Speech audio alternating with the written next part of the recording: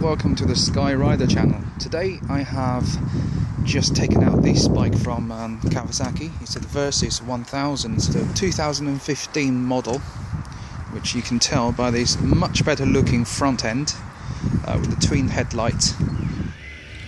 I'd quite like to call this bike a cross between a camel and a cheetah. It's tall and comfy, at the same time it's got speed.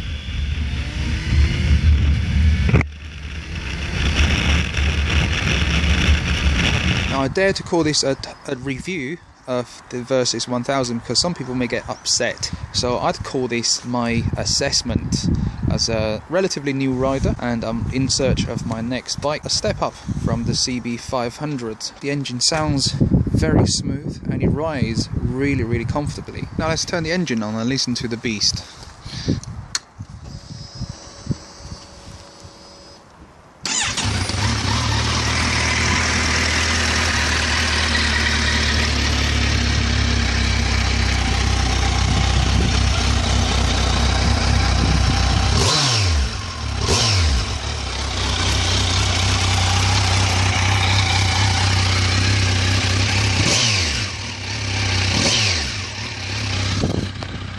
This windscreen here is adjustable by hand without any tools. So on the way here I've just been riding it on the tallest setting. It directs the wind right at your eye level, so if you have your visors open it's not comfortable, at my height at least. So when the visor is shut it's fine. It puts the wind above your shoulders and neck area, so that's good. So once you've comes down by yourself, you can call that semi-automatic. So now is the lowest setting. Tighten the screws,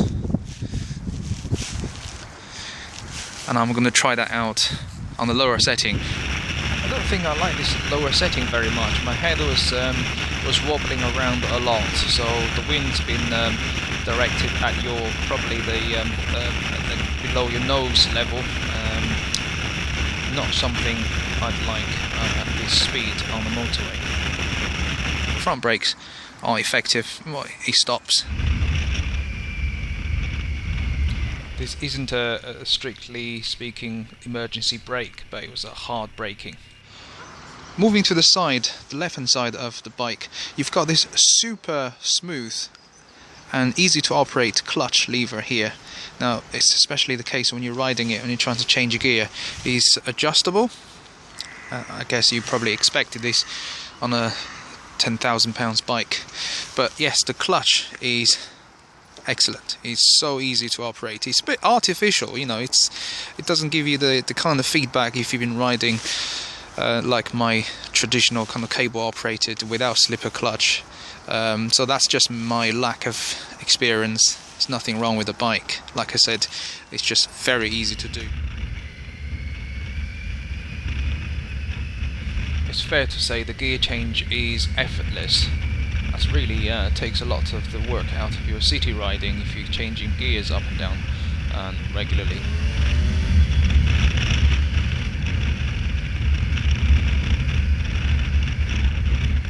Onto the mirrors. These mirrors are the best I've ever seen. You know, they not only look good from the front, and they are so effective when you're riding the bike. Now it's worth noting the traction control and the riding mode on the Versys 1000 is very easy to change. Sometimes you get a bike with so many features all controlled by this toggle switch, but on the Kawasaki it's pretty much, you know, intuitive and it's easy to use. You've got your headlight switches here, you've got indicator here, which is very conventional, the hazard lights sliding left and right, and the horn. I'll just demonstrate how easy to change the traction control and the power mode on this bike. So here's the dashboard. It has the analog rev counter and digital display. To change the power mode, on the bottom left corner of the LCD display, you can see it's on low power.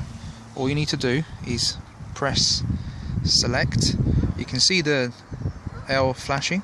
Use the toggle switch up and down to select the power setting, and this time I'm going to leave it on full power. Press the select again. You've got 3 levels of traction control. 1, 2 and 3. You can turn it off, which is something I just found out. So 1, 2, 3.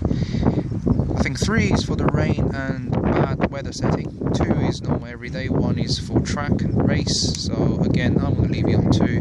Press the select again, up arrow, cycle through a few of the settings, the range, the fuel consumption, the average consumption, and the trip meter. And the bottom arrow looks at outside temperature, engine temperature. That's it, 2 settings. It's not a bad day, 14 degrees outside, that's good. I hope it doesn't rain. So look at the weather. It's a bit dark and grey, but it's not wet. So they do exactly the same thing, cycle through the settings on the top and bottom display. The speed is easy to read, and same as the rev counter. And what I found is most of the time I'll be riding it around about 2,000 revs, mostly around, well, below 3,000. By the time you get to 4,000, you'll be travelling, in 6th gear, flat road, you'll be travelling about 70 miles an hour. Here you see the bike is in 6th gear and it's doing 30 miles, around 30 miles slow speed. No problem at all.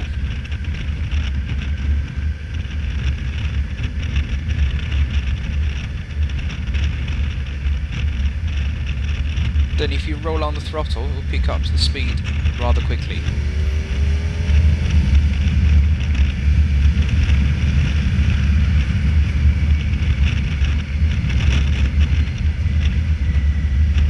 I was told the fuel tank is big, it's 21 litres or something, you get around 200 miles.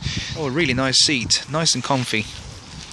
Yes, I do believe you can travel for hours and hours on this bike without feeling very tired. The riding position is very much the adventure style, sitting upright, arms up, wide bars, wide and comfy seat. The pillion seat is nice and wide as well, well padded. Yeah, this one has got the LED rear light. It's chain drive, 6-speed, and it's got the centre stand fitted as standard. Which is, well, I guess you should be getting that for paying 10 grand on your bike.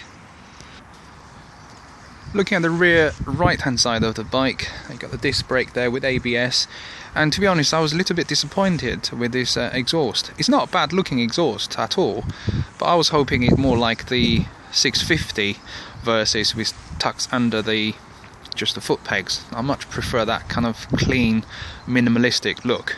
Again, personal opinion. It's got 2, if you have a look at the exhaust, twin pipes, got one bigger than the other. Maybe your experts out there can tell me why this is the arrangement. I believe the rear hugger is standard as well, and you have remote adjustability for the rear shock. Onto your right hand side, kill switch and the ignition. Nothing more than that. Fully adjustable brake, front brake lever, and the handguard is optional unless you opt for the Tourer and the Grand Tourer editions. I was also told the rear tyre is a 190 width, so it's nice and fat. It's completely road tyres, as I would be using this bike and a lot of people for either commuting or touring, so no point putting these dual purpose tyres on. This is not the first 1000cc bike I've ridden, but just on observation, like I said, on 4000 RPM I was doing 70. 5000, you can guess that's 80ish, you can. And at 6000 revs you'll be way above the speed limit, way above it. So again, I dare to go any further than that on its top speed test. There's definitely enough power in this bike, so when you need it, it's there. That's a good thing. 1000cc automatic horsepower.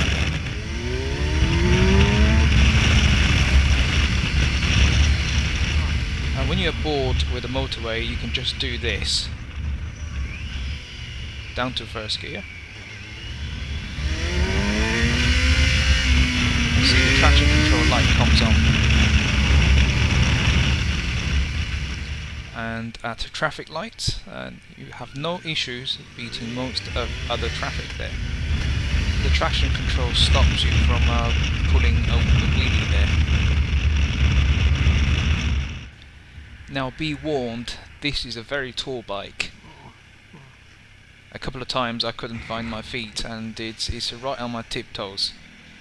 And this is my test ride number 4 after the KTM 1050 Adventure, the Yamaha MT09 Tracer and the Triumph Tiger 800 XRX. So if you want to check out any of those videos, please subscribe to my channel.